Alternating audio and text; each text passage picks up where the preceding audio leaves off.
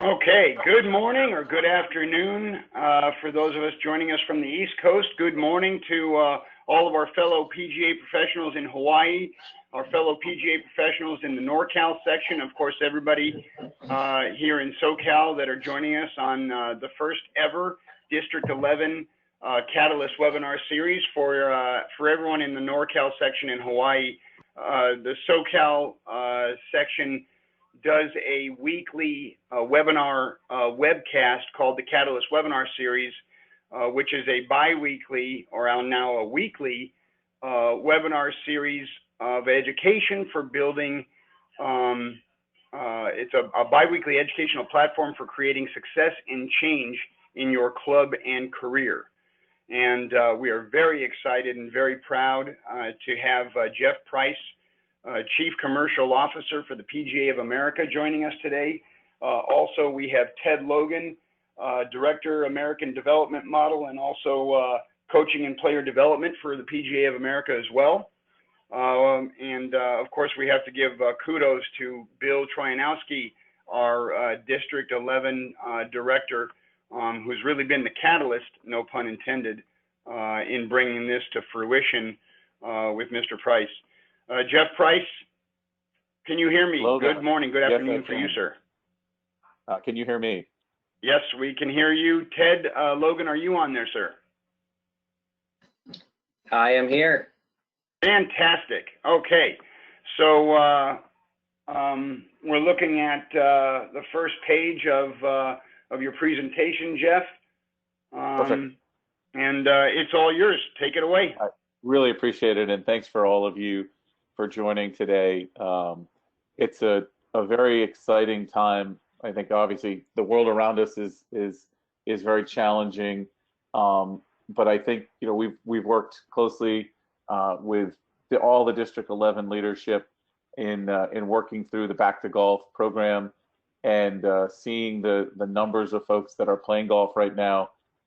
We believe that there are tremendous green shoots of opportunity to bring folks that, whether they're lapsed golfers or folks that are looking for health and wellness and recreation, it's a very encouraging time from a golf perspective in terms of bringing new people in and getting them to hopefully stay with the sport post the pandemic that has kind of made golf a first mover in a responsible way for healthy recreation. And so, in the context of kind of that environment, our presentation today is really about the value of coaching. And Ted is the expert, has been working on the American Development Model for the last few years with the IOC, the USOC, and really sports development experts from around the world. And really, I think what we hope is that the idea of transitioning from a lesson and a transaction around a lesson to the lifetime value of a customer in a coaching relationship is something that is incredibly good for the consumer. And certainly all these new consumers who are engaging in our sport are going to have better experiences when they engage with a PGA coach. But we also believe fundamentally it's a great business model shift. If you look at the innovation that's happening overall within the health and wellness industry, whether it's Peloton or MindBody and others, and the amount of recurring revenue that's happening with new models, I think it's a wonderful opportunity for golf to rethink the nature of the relationship with the customer and building models that are good for the customer, good for all of you as PGA members, and also probably as importantly, showing value back to your employer and the facilities in terms of the real value of coaching. So Brittany, if we could go to the next slide. In the context of building this program, we worked with an agency huge out of Atlanta to really try and understand the consumer mindsets that the customers coming to each of you every day are in. And through both kind of broad studies of thousands of individuals who are somewhere on a spectrum in terms of their golf engagement, to some longer term, studies with golfers, kind of longitudinal studies over time, we really came down to 3 golfer mindsets that we, as the PGA of America, want to be marketing to. And we think it's important for all of us to understand, if we can understand the mindset of the customer coming, how can we create a great experience for them? So I think we all are very familiar with the win mentality. It's golf has spoken to the performance side and really the emphasis on competition for years and years and years. Our major championships obviously are a tremendous showcase of that, and very much looking forward to being at Harding Park in August for the PGA Championship, probably without fans, but being played and showcasing that competition. So that win mindset is something that I'm sure is familiar to all of us. What was really interesting in terms of growth opportunities and ways to engage consumers on their terms comes in the latter 2 groups. And the socialized group is probably about 2.5 to 3 times the size of the win and the performance and competition oriented group. And their focus is really about a shared experience, and golf creates the opportunity for those shared experiences. And their motivation for improvement and performance is about fitting in. It's about being a part of a group, avoiding embarrassment. But really, they have a different mentality than somebody who's trying to break 90 or 80 or 70 in terms of how they approach their engagement with a coach and the opportunity that we have to market to them. And then this escape crowd, I actually think, as we were going through this research, it's one of the largest single segments in our country, and really in countries around the world, in terms of people searching for health and wellness. And the reality is, golf, up until probably 3 months ago, really had not been in the consideration set for a broad swath of consumers who were trying to find things, whether that's hiking or swimming, kayak, take those healthy activities outdoors.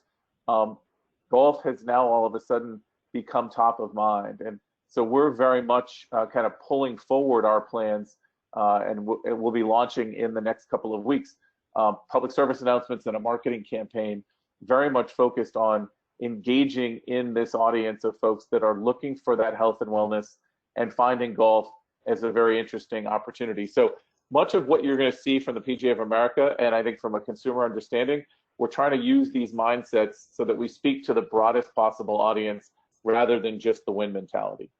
Next slide, Brittany. And when we went through the research, it was quite interesting, and I think we've all heard what are the challenges in a lesson, and I think it kind of came down to the historical cost and time, but in each there was a nuance to it. It wasn't just simply cost and time. It was really, from a cost perspective, what's the value proposition that's being created, and if it's a 30 or 60 or kind of some timed period, am I going to improve? Are my goals going to be met? And so you get into a tough scenario of valuing to the consumer what it's actually worth. And I think what coaching creates is the opportunity for that shared relationship over time. And folks seem to be much more willing in a two-way relationship that is goal-oriented to see value in it. And so that was, I think, a unique insight that we got. And then, golf has very much kind of, from a time standpoint, followed the sun, right? Sun up to sundown. And, we've had lots of conversations with Joe Ossel, great PGA member who is the CEO of Golf Tech. And one of the insights that he notes is his ability and the company's ability to meet people on their time. And, if they're off work and they want to take a lesson at 7 or 8 or 9 o'clock at night, they have the ability to do that. And so as we think about time and money, I think it's important that we start to think of it from the consumer side, not always just our own perspective or the facility perspective on what works for us. How do we do things in an on-demand world and an on-demand society that meet consumers on their terms? Next slide.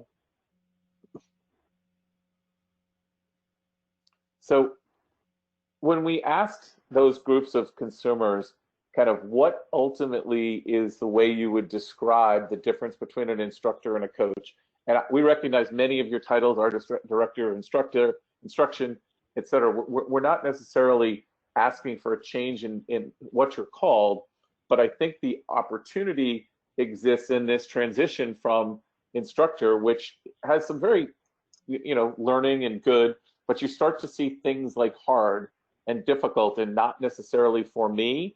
When you talk about coach, and coaches obviously are a part of lots of folks' lives who play sports, and the idea of a PGA coach, the words start to shift to things that can be very relatable to the consumer. And so I think the context of engaging in a coaching relationship and being referred to as a coach is something that we think in this moment in time, and certainly as we move forward, is something that consumers can relate to, and ultimately increase the pie of folks who aren't intimidated by an instructor but are welcomed by a coach. Next slide.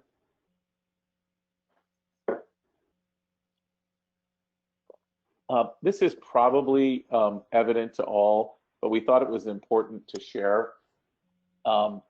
This idea of seeking relationships is a huge part of golf. And when we think about some of the barriers that exist to engaging in instruction and lessons, I think that the intimidation factor is real, but the walls get broken down when relationships are built.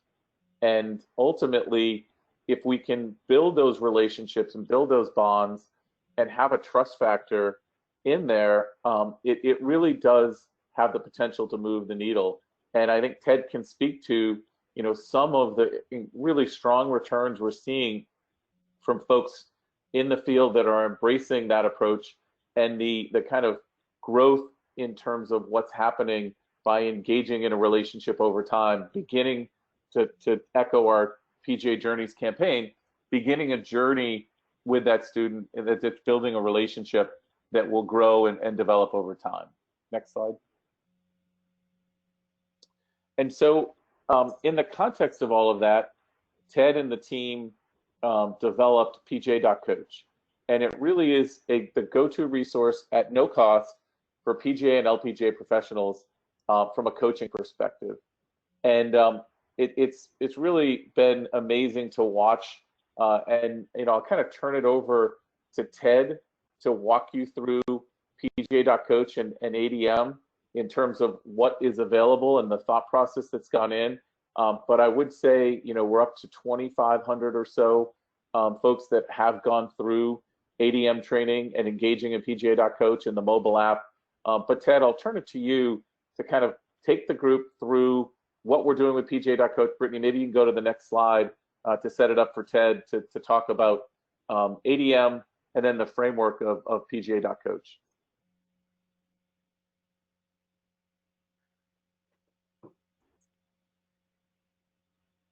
Ted, are you able to, can we unmute Ted?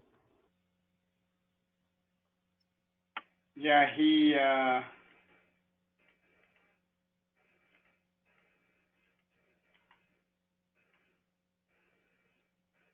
it says he's that he's in. it says he's self-muted. Ted, are you? It says that you're self-muted here. There you go. All right, there he is. Ted, are you there? Ted? It says that he's not muted. Ted, can you hear us? You sort of hit the nail. There you go. Oh. I can hear you. Can you hear me? We can hear you now, Ted. Perfect. Okay. All right, we're rolling. Thank you. Yeah, I think, Jeff, you hit the nail on the head about the consumer experience, right? What is the mindset of those consumers? How are they coming into our sport? And then what's the experience they're having within our sport? And there's so many different mindsets in there that we need to cater to. And that's really what the American development model is. No matter where you are on your golf journey, we have the right approach for you, whether you're a beginner and you're 6 or 66, or whether you're an elite player. obviously your experience is going to need to be different, and that's what the ADM is all about, is creating a series of guidelines for that. So the background of it really was in 2016, golf became a part of the Olympics, which is an amazing thing, and hopefully we'll be there again in 2021, a year later, in Tokyo for our next go around. But part of getting an American team into that, the golf industry here needed to fit within sort of a sport family and the US Olympic and Paralympic Committee. And you've got the PGA of America, who really were the coaches, the USGA, who are the rules, and the PGA and LPGA Tour, who are our professional or most kind of highest end events, had to bond together and say, hey, we have things covered in our sport in these following areas. And the USOPC said, great, way to go golf. You can have a team. You can be part of this Olympic family, which is kind of neat. We're the 51st sport within that sport family. And we're now sort of ingraining ourselves in that. And the next thing they've come to all of their 51 sports, they've said, hey, we notice sports declining. We need to increase sport. And we truly believe this American development model can do that by segmenting the market based on age and stage. So as you see, stage 1 through 7 here, within each of those, there's all sorts of, I mean, you've got athletic, technical, psychological, social, practice, competition, equipment, where to play, all of these different factors, which are obviously going to be immensely different based on that. So those golf's governing bodies in the USOC created this set of guidelines. We applied it ourselves to some of our programs, call it Junior League, right? When we applied this guideline over Junior League, we said, hey, we've been doing pretty well, but it's for 9 to 13-year-olds. What if you're 14? What if you're 8? Should we split the tees based on boys?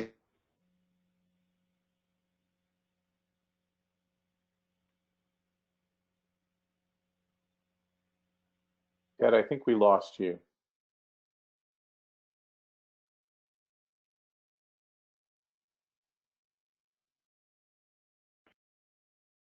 Ted, are you there? Oh. Ted, can you hear us? Yep. Sorry, I noticed that. I'm back. So we had these Olympic guidelines in a 68-page PDF, which I don't know about you, but I don't always love reading sort of a sciencey 68-page PDF. So we said, how can we bring this to life for our coaches? And that's why we created PGA.Coach. We partnered with a leader in learning technology that sometimes you hear online learning and you think kind of cheesy graphics and cheesy music and a talking head, but it's really interactive. The same company does all of Tony Robbins' online learnings, and Damon John from Shark Tank, and really progressive, interactive. And we created a 3-hour training to walk through these guidelines. As Jeff mentioned, there's been over 2,500 coaches that have gone through it. So would really highly recommend, if you haven't, take the time to do so. And then, Brittany, if you just flip to the next slide. One of the things, a lot of times you'll take some online training, or you'll attend a course, or you go to a class and you maybe get jazzed up and say, I like that, I'm going to change, I'm going to do this. But then you go back to your day job and it doesn't always happen. So we sort of thought, hey, we've got this training, but we also need support for the training. So we created a PGA.Coach app available in the App Store. Again, once you've done the training, highly, highly recommend you download this. And it's essentially an easy button to sort of take the learnings and apply them, right? So in Learn to Golf there, if you've got a bunch of 9-year-old girls and you need some activities or some recommended activity plans for them based on what you've learned in this training, it's all done for you. So either it's done for you, or for your assistants or helpers, you can kind of create it and export it and text it out. And there's sort of setup times and YouTube videos that walk you through all these different plans. So same sort of thing. It's the training's free to members, the app is free to members, and it's really just a way of looking at implementing different activities for those consumers based on their needs. And we've had, Brittany, if we go to the next slide, there's a video here just with a gentleman who's been running it, and hopefully this works.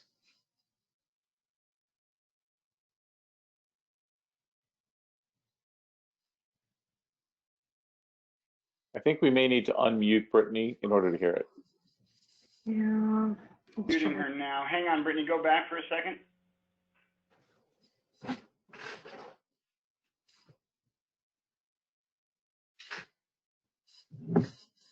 Actually, Brittany is unmuted. Brittany? Yep, let me try now. Perfect.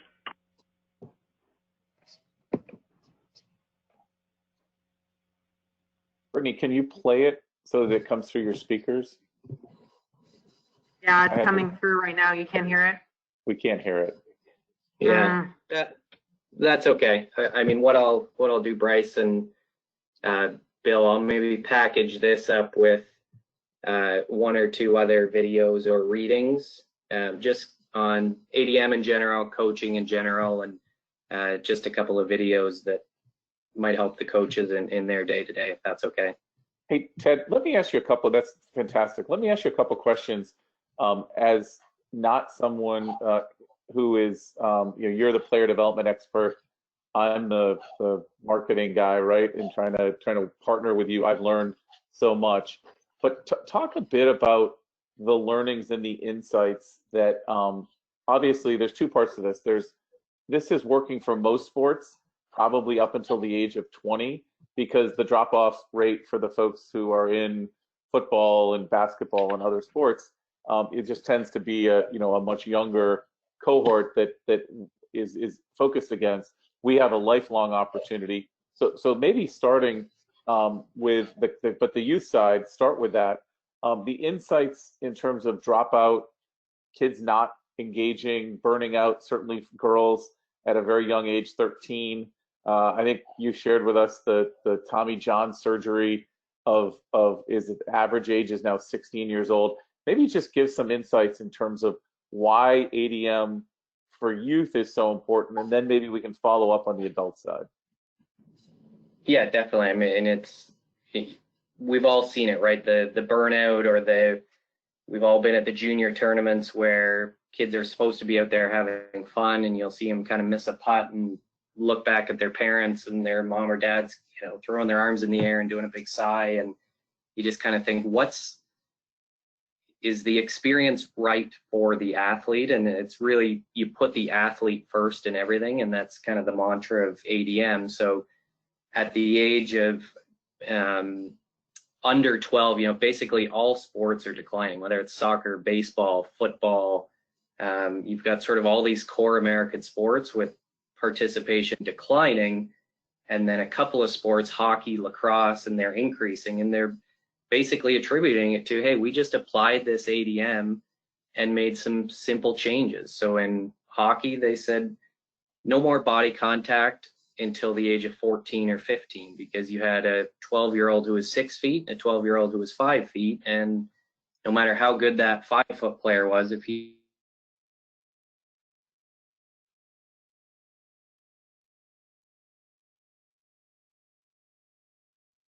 Ted, I think we may have lost you again.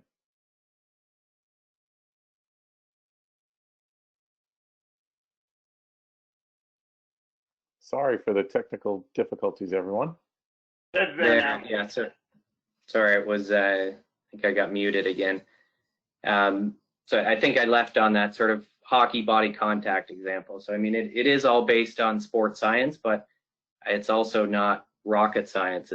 It's almost common sense. So if the quote I love, if you coach the person, the skills will develop. If you coach the skill, the person may not.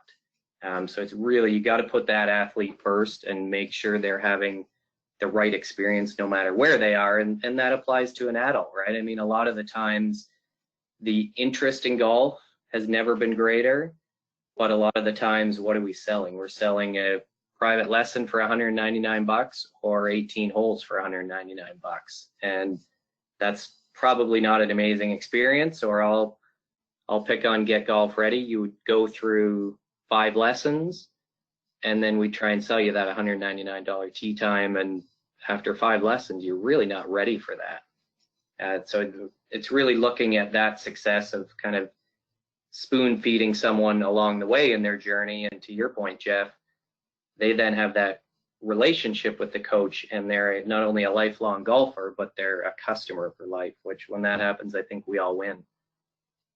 And Ted, a follow-up question, because I have 2 children who are junior league players and benefiting from kind of the ADM approach.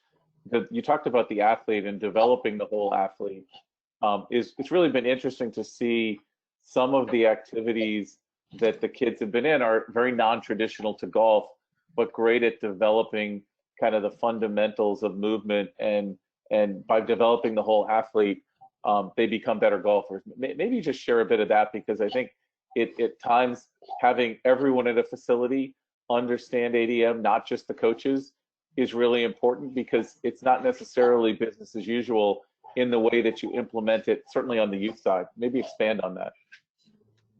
Yeah, completely. I mean, if you think of that first stage, sort of active start, 0 to 6, and even beyond that into fundamentals of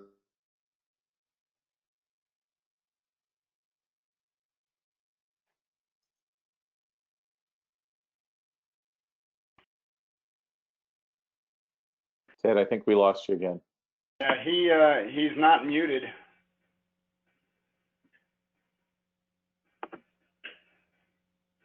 Ted?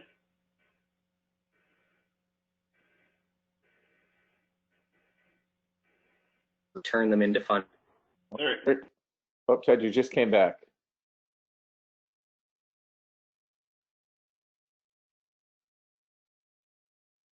Hey, Ted, we may be better served with you calling in on your landline through the audio PIN number. I think it's your computer that's taking us in and out.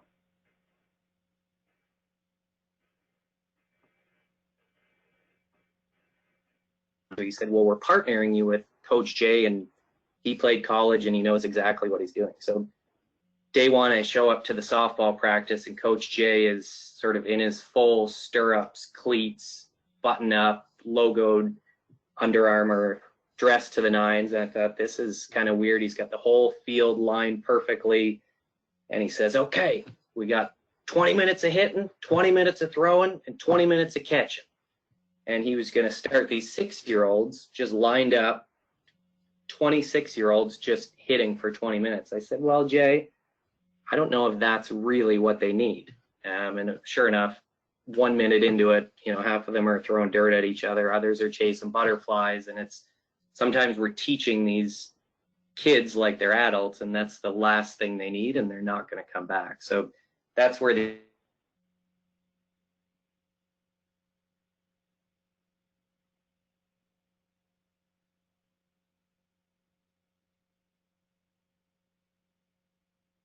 Ted, I think you dropped off again.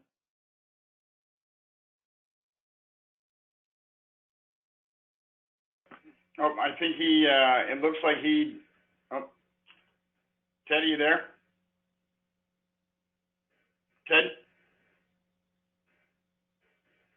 I'll keep going, and then when Ted comes back on, let's. I think he's trying to call in through the landline. It might take him a minute to do that. While we're waiting for Ted to come back, I think the invitation from this call. There you go.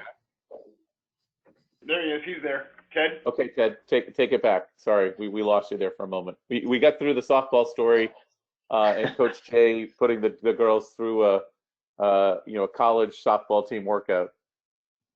Yeah. Okay. I am happy to say Coach Jay and I, 4 years later, still coach together, and he's come a long way. He would say I probably have too. No, I was going to say the last thing. I thought you were on mute, Jeff, there, so I was going to maybe let Bill get me in trouble, but I looked at sort of the numbers that have gone through PGA.Coach in Northern Cal, Southern Cal, and Aloha, and it's so close 10, and maybe there's a little rivalry between sections, so I just thought I'd throw this in there, but Northern California has 10.4% of coaches that have gone through this. Southern Cal has 10.3%, and Aloha has 10.1% of coaches who've gone through it. So remarkably consistent throughout the district. And Ted, just from a kind of, if you're a coach thinking about going through ADM, just talk through kind of the actual process to go through the certification, time it takes, and kind of what to expect when you get there. Yeah, it's 3 hours. It's all online, so I mean, you can log in your jammies at 10 o'clock at night, or log in early in the morning with your coffee. You're on your commute, and it sort of tracks you. You can start and stop whenever you want, which is part of the beauty, right? So 3 hours, you get 3 MSR points. You go to PGA.Coach, click on Get Started. Most do it in sort of 5 sessions over 5 days, so approximately 30 minutes. And there's a 30-minute intro just on the sport concept overall and how sports are getting involved in this and why it's important. And then there's modules on each of those 7 stages, which, certainly some of you may be focused on the adult sort of golf for life, recreational side. Some of you might be on the play to win side. Some of you might be on the youth side.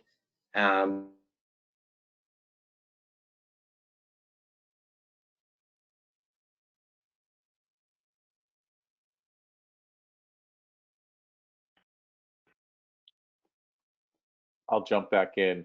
So it is 3 hours, as Ted said, and in working with the teaching and coaching committee, as we were bringing the rights to PGA.com back in house, and we want to coach. Hey Ted, we lost you there for the last couple minutes. We heard 3 hours probably in five segments, but we lost you right after that. Okay. I think from there you'll get your certificate with the Olympic rings on it, and you'll have access to the app, which is also free, to put your learnings into action. And then the last thing I was saying, Jeff, was just this is PGA.Coach 1.0, and we envision PGA.Coach 100.0. So we've already added very, very recently some more learnings on becoming a modern coach. We envision enhancing the app. So this is step 1 of what we hope PGA.Coach will just become an unbelievable resource to all of our coaches for $0.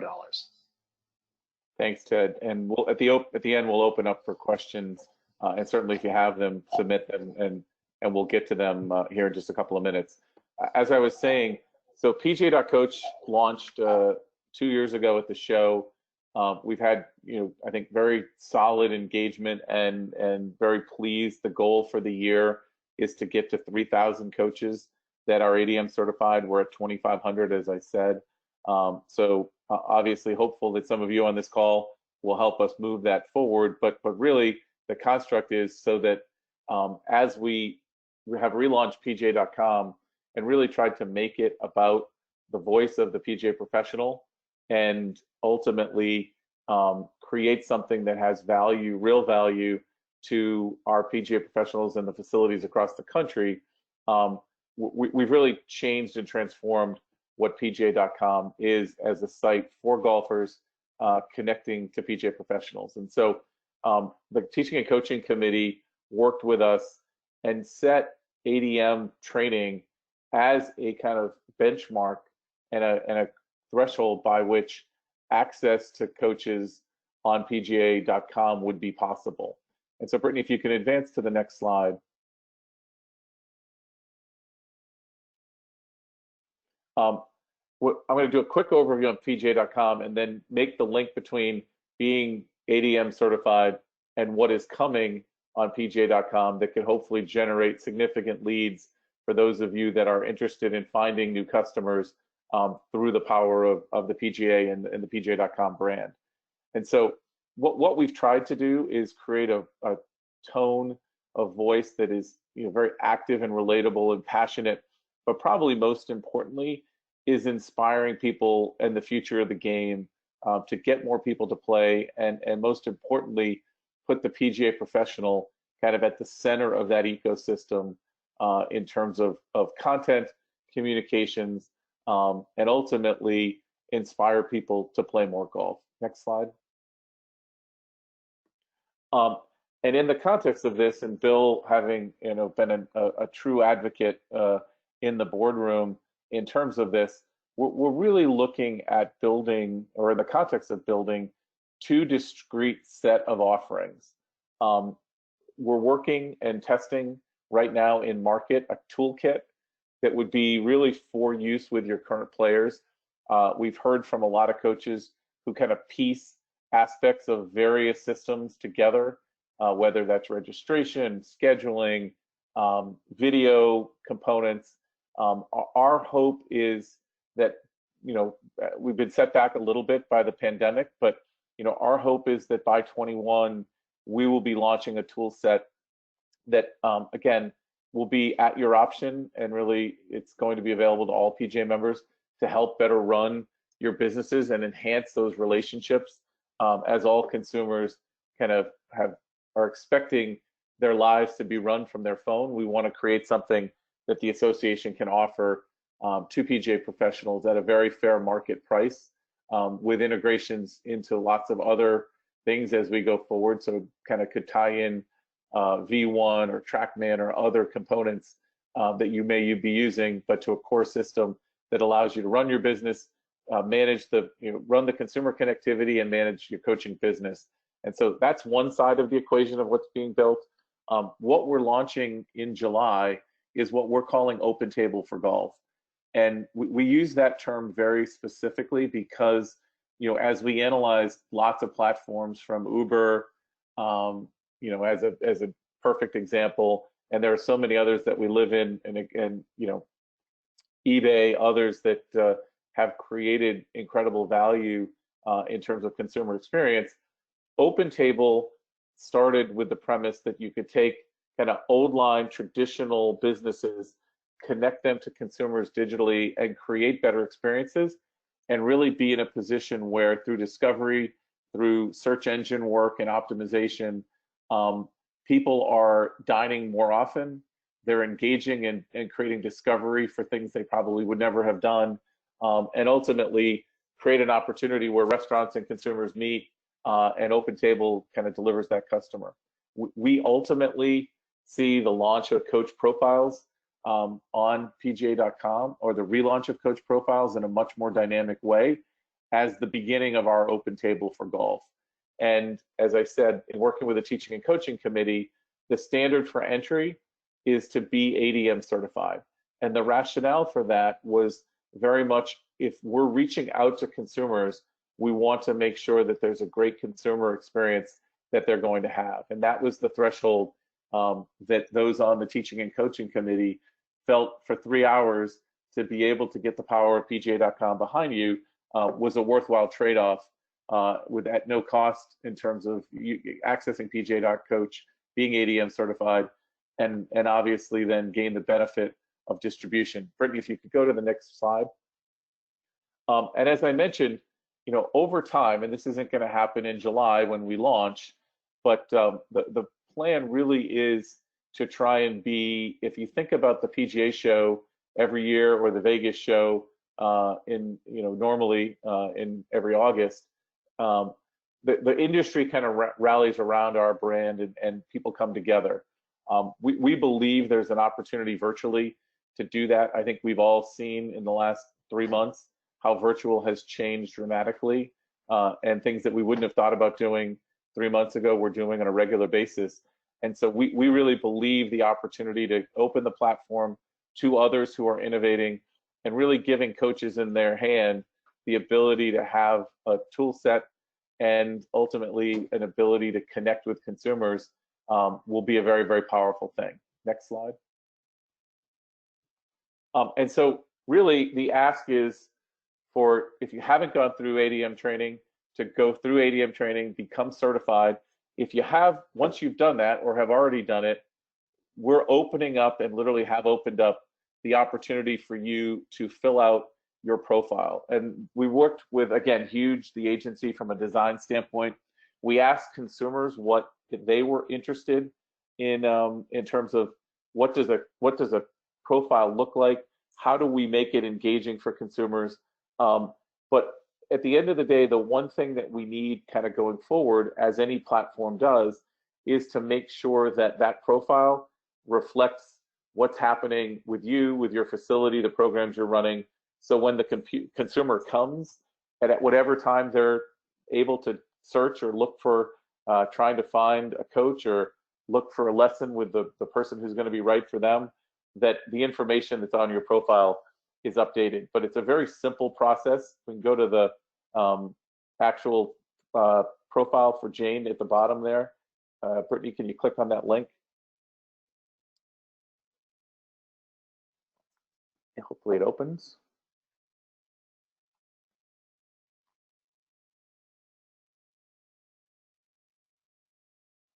So this is an example of Jane's profile. If you scroll down, Brittany, well, just actually, sorry, just a little bit back up. Here, Jane's been able to give kind of an overview to the consumer about who she is and her. And this is really, you have the ability as a coach to write in what you want to say when you introduce yourself digitally to the consumer. If you scroll down, there's an opportunity to bring photos from your facility. And so you're able to kind of show what you do and who you work with, which we think, again, starts to show personality and enables folks to get a sense of kind of the environment. If you scroll down a little further, this is great for testimonials in terms of being able to get consumers who have had great experiences. And we know through our research that peer-to-peer feedback is incredibly important. So having those coaches endorsed by their students is something that we thought was really important, and the consumer told us they wanted to see. So the ability to bring in and import testimonials is a part of the profile design. Then if you scroll down, once you get in there in the profile, you're able to kind of define, and this was, again, working with the teaching and coaching committee, what are the things that the consumer is looking for? So if you're about getting started, what is it that Jane does? Having more fun, improving your game. Again, you can kind of showcase what it is you do, who you're appealing to, so that the consumer that comes to you is going to see this is somebody who's a for me coach opportunity. Then your services, and then ultimately the skills that she would focus on from more of a specific to golf perspective. And then we begin at the bottom with the ability to focus on your facility. And as of right now, we don't have the booking engines engaged, but this is version 1.0. We're going to continue to iterate. Here's where you would ultimately kind of, as we move into 21, have whatever scheduling tool, whether the tool that we release or others, that you could plug it right in there, and someone will be able to book a lesson right from the page that you have, or engage with you, hopefully, on that coaching relationship. So, Brittany, we can go back to the presentation and to the next slide. And again, as I said, that idea of player trust and confidence is something that we really have, all of our feedback. We're not going to do star ratings, but ultimately our goal is to take the feedback from consumers and really take a LinkedIn type approach, which you see here, which is great with beginners, easy to work with, and ultimately we have a system by which consumers can have that trust and confidence based on feedback from others, but we have no intention of having stars, because we just don't think that in an interpersonal relationship that makes sense. So let's take the LinkedIn model for trust and confidence and have that showcased on your profile. Next slide. And so once you're there, you go to PGA.Coach and you look for PGA.Coach /next steps, and you begin filling out your profile. And so when you finish and complete your ADM training, click to this page, next steps on PGA.Coach, and it will take, we've heard, anywhere from 10 minutes To folks that have gone further, maybe take 25 minutes. But it's ultimately about making sure this profile captures who you are and how you want to be marketed digitally. Terrific. And then to the next slide. And so here are the benefits, really.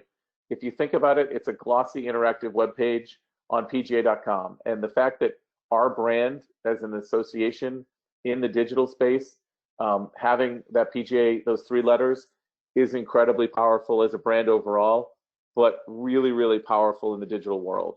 And so we want to be able to allow every ADM certified PGA member to have that interactive page, to market their services at one location or multiple locations. And we're really in year 1 focused on improving search rankings. For all of you that search your own name, you probably come up today in a relatively good position. The challenge is the consumer is probably not searching for you by name. They're searching for someone great coaching kids in golf, or a beginner female looking for a coach or a lesson. And so those are the areas where the power of PGA.com connected to your profile will really help to make consumers find you, and then hopefully be able to discover who you are and then connect with you. It's very easy to link your social media handles in, and so the content can come through and flow through from what you're doing on social so that it all integrates. And I think one of the key things is we are going to be using, if you take advantage of it now, get certified, get the profile in, we're really going to soft launch it in the beginning of July in terms of consumers being able to come in. You can sign up for your profile today, but we'll roll those out in early July.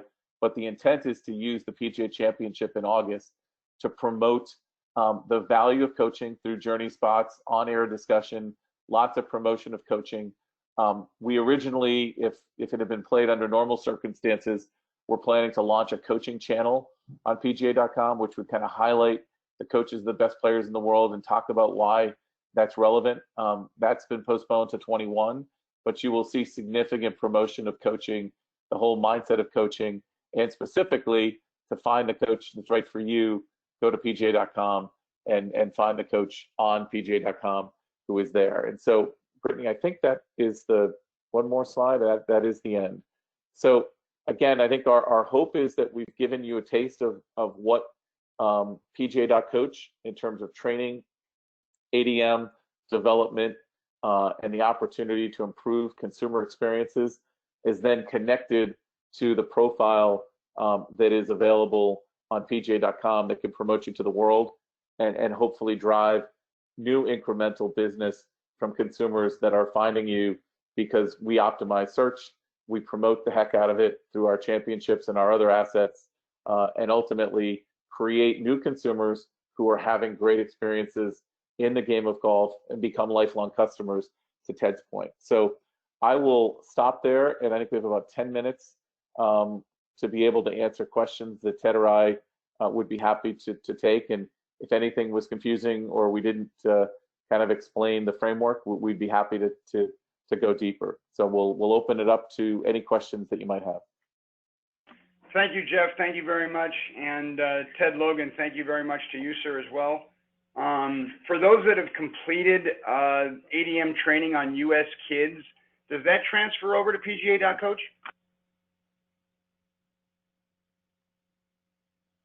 Ted, can you take that one?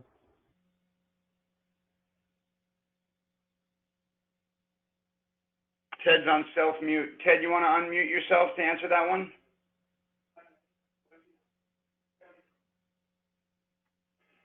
There we go. Sorry. Yeah, totally unrelated training. So I believe US Kids has a coach certification, but it is not related to ADM or PGA of America or the USOC and American Development Model. Ted, can you talk a little bit about the stages of the development of the ADM for PGA.Coach and how it differs from other ADM models for other sports?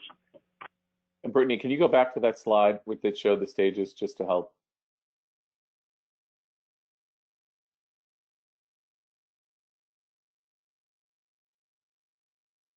There you go, Ted.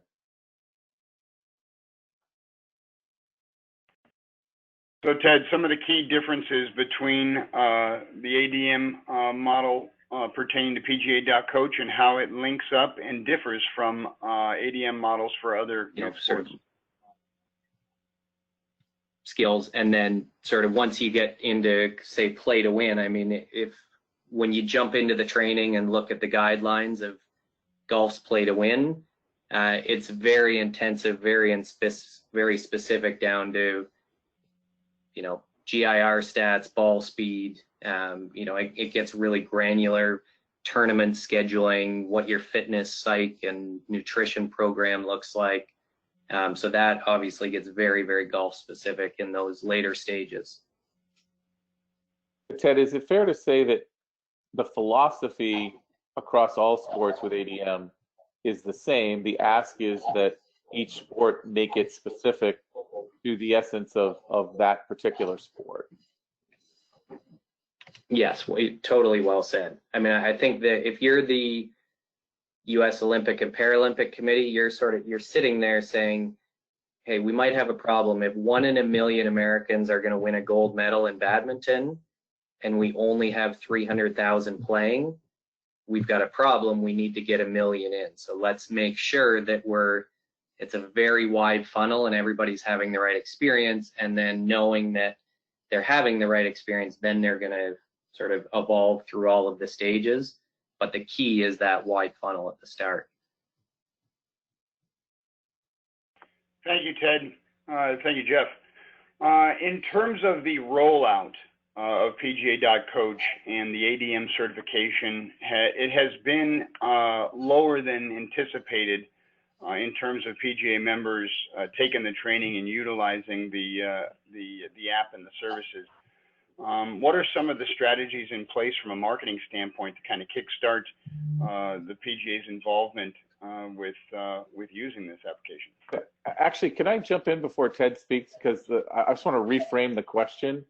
I actually don't think, and I mean specifically to the goals that were set, I think I referenced it on the call, the stated goal, and we're just into June, for the entire year of 2020 was to get to 3,000 coaches who were ADM certified. 90% or so of the coaches who are certified are PGA members. It's been a very much skewed toward the PGA side. So I would just reframe the question in that we are very much on track to hit the goals that were established. And what we're seeing, and Ted can walk through a lot of work that's being done with junior league coaches and others, because there hasn't been there's been a small overlap actually of ADM certification and junior league coaches. So there's a big opportunity there, and Ted can talk through the marketing.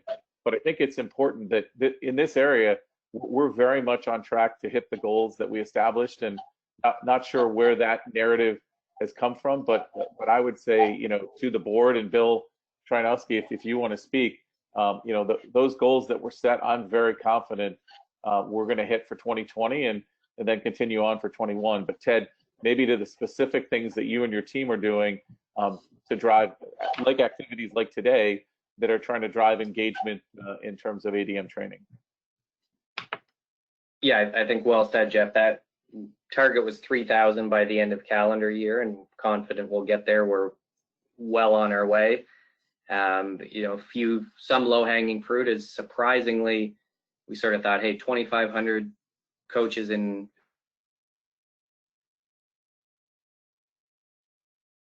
Hope we lost you again, Ted.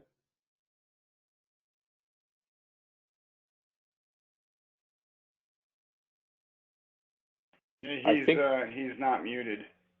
I guess I could jump off of that question that came in from the attendees.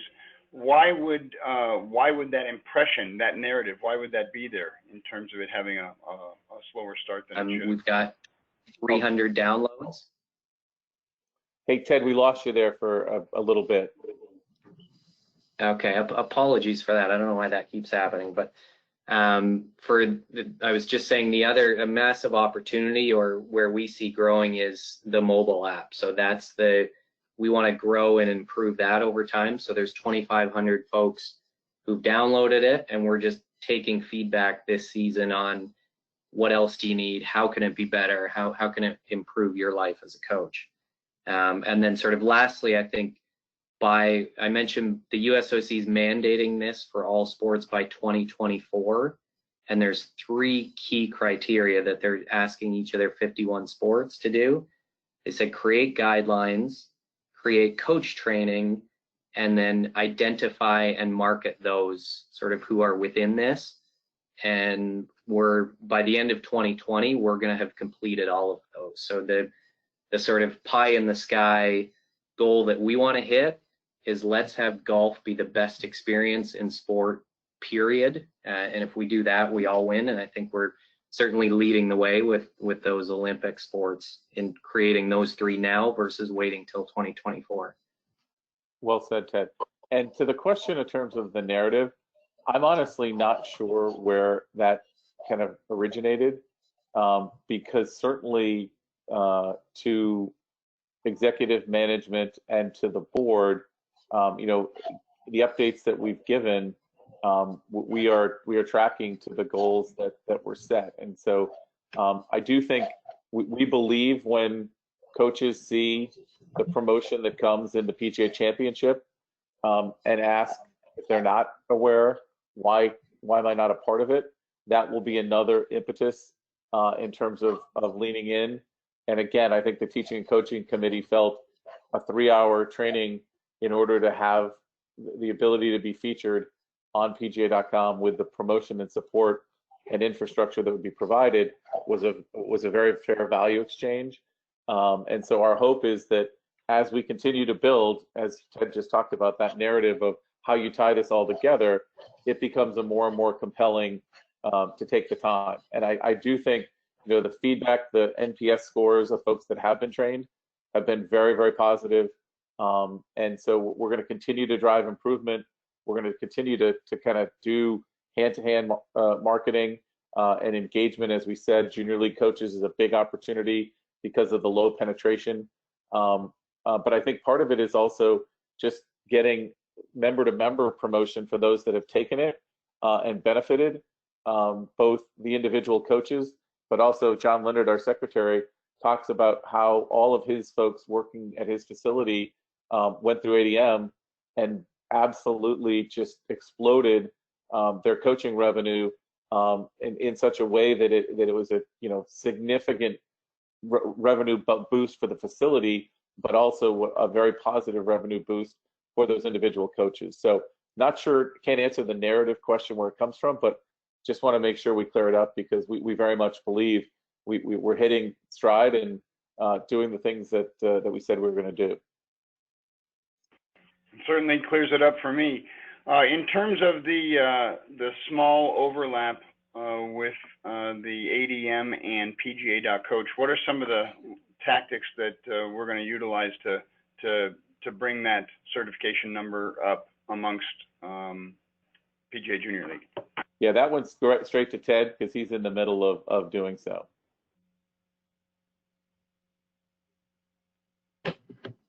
Yeah, great question. I think it's just continued. So essentially we've got an amazing communications team with Junior League. Junko Suzuki, who's on this call, I'm sure, is part of that. And really with our captain's newsletter, we've tried to take it a little less of, hey, PGA Junior League specific to the more holistic sport ADM type side. And we're promoting PGA.Coach through that. So certainly not something, we truly believe education and communication wins over policy and process. So it's not something that we would want to mandate for every junior league captain, but we'll look at that over sort of the next year or two to just continue to focus on ensuring that not only are junior league captains fully up to speed on everything junior league, but I think everything modern coaching and the future of coaching.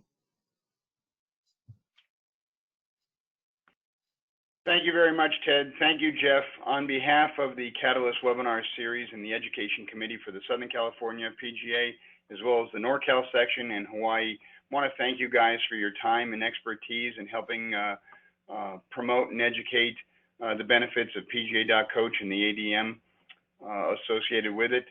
I want to thank all of the members that were able to join us today. We had 129 PGA members over the 3 sections that registered, and over 90 that were on the call this afternoon. So thank you very much for taking the time to join us. Everyone will receive 1 MSR credit for being on this afternoon's Catalyst. And if you want to access the recording of this Catalyst, you can go to the SCPGA website, and on the Catalyst landing page, you'll be able to view this after the fact. Again, Mr. Price, Mr. Logan, thank you very, very much for your time and expertise. Brittany, thank you for putting together the PowerPoint and navigating us through that. We appreciate it tremendously. Thank you very much. Thanks to everyone. Thanks, everyone. Thank you all.